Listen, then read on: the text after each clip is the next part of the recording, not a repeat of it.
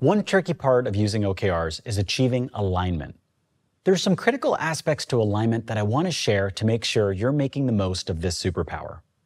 As you begin the cascade and ladder process, first decide how many layers of OKRs you want for your organization. For small teams, it's probably best to stick to one layer only.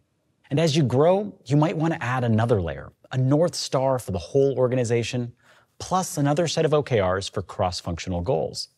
And once you've got the hang of OKRs, it's fine to add layers. Some create OKRs at the team level, and others take it all the way down to individual OKRs. However many layers you settle on for your organization, try to limit yourself to as few OKRs as you can. That'll keep your team focused and the process more manageable.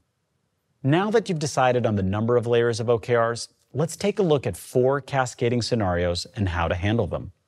You might inherit all of your objectives, some but not all of your objectives, a conflicting objective, or no objectives.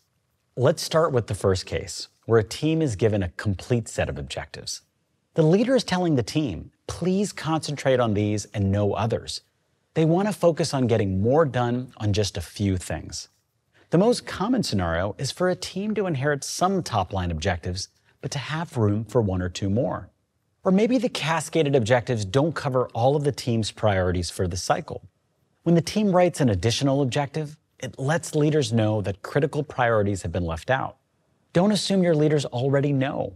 This is your chance to surface those priorities and to align. There's also a chance that your team will be given an objective that conflicts with your understanding of the priorities. This is the best time to raise the point with your team or your management or your leadership. By resolving conflicting objectives during the cascade, you'll prevent problems later in the cycle. Let's say you propose an objective and the leader agrees that it's important. The leader may agree to deprioritize other work this cycle. Congratulations, you've just aligned around what matters most. Now let's say they don't agree with your proposed OKR. Congratulations, you've still gotten more clarity about that leader's priorities.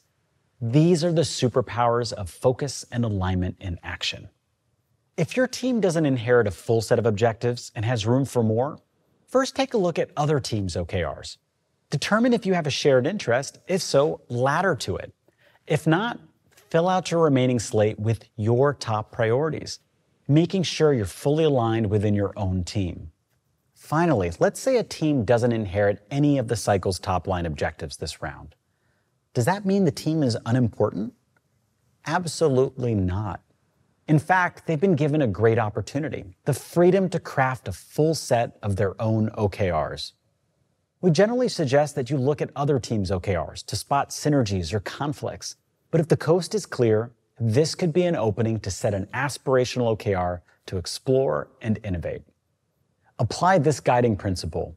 How can you make the maximum impact on the organization's future? Skillful laddering is a sign of a vibrant organization.